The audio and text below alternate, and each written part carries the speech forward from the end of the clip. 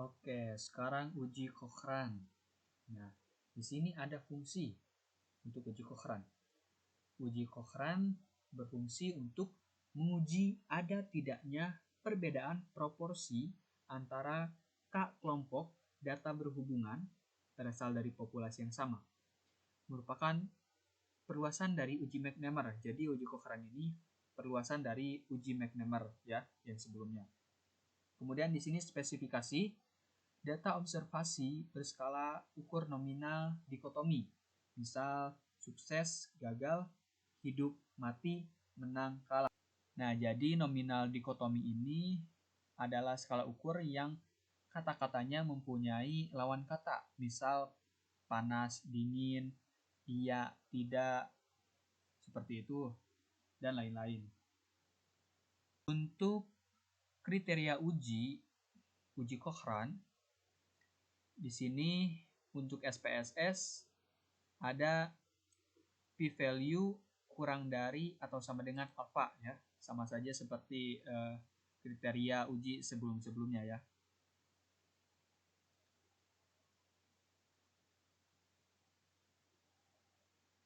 Oke teman-teman, kita langsung lanjut aja ke contoh kasusnya untuk kita terapkan pada software SPSS. Oke teman-teman, sekarang kita masuk ke uji Cochrane. Kita uji Cochrane menggunakan software SPSS ya. Di sini saya sudah dapat kasus ya, bisa dilihat. Nah, seorang peneliti tertarik untuk mempelajari pengaruh keramahan seorang pewawancara atas jawaban ibu rumah tangga dalam suatu survei pendapat. Pewawancara dilatih untuk melakukan 3 jenis wawancara. Nih, wawancara yang pertama menunjukkan perhatian, keramahan, dan antusiasme. Kemudian wawancara yang kedua menunjukkan keformalan, kehati-hatian, dan kesopanan. Dan wawancara yang ketiga menunjukkan ketiadaan perhatian, keterburu-buruan, dan keformalan yang kaku.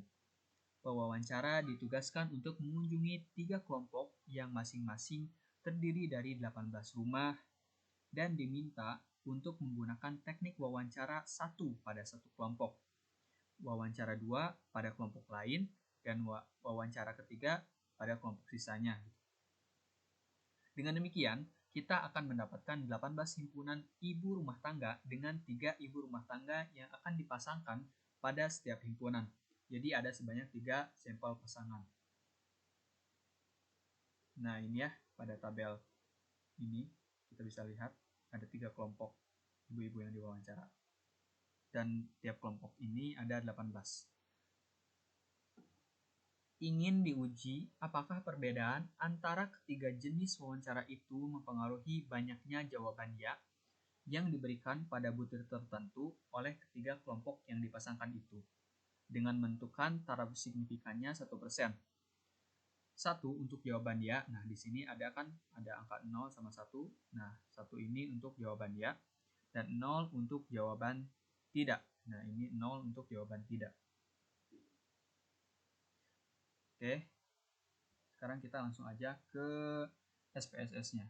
Sini di SPSS saya sudah tuliskan 3 variabel.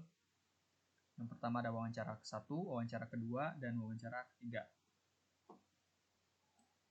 Di sini juga di label saya rincikan kembali. Wawancara 1 itu mengandung perhatian, keramahan, antusiasme. Wawancara kedua ada keformalan, kehati-hatian, dan kesopanan. Dan yang wawancara ketiga, ketiadaan perhatian, keterburu-buruan, dan keformalan yang kaku. Keformalan yang kaku. Oke, kemudian lanjut ke values. Values-nya tadi kan 0 sama dengan tidak dan 1 sama dengan jawaban ya. Oke, ini berlaku untuk ketiga variabel ya, sama saja values-nya. Kemudian di sini di skala ukurnya kita gunakan nominal semuanya. Oke, sudah. Kemudian ke data view. Nah, di sini sudah diinput ya, disalin dari tabel yang ada di sini. Di kiri dimasukkan ke SPSS. Sudah sampai 18. Oke, caranya untuk uji Cochrane, kita langsung klik Analyze, kemudian Non-Parametric Test, kemudian Legacy Dialog, kemudian kita klik K-Related Samples. Nah, kita masukkan ketiga variabel ini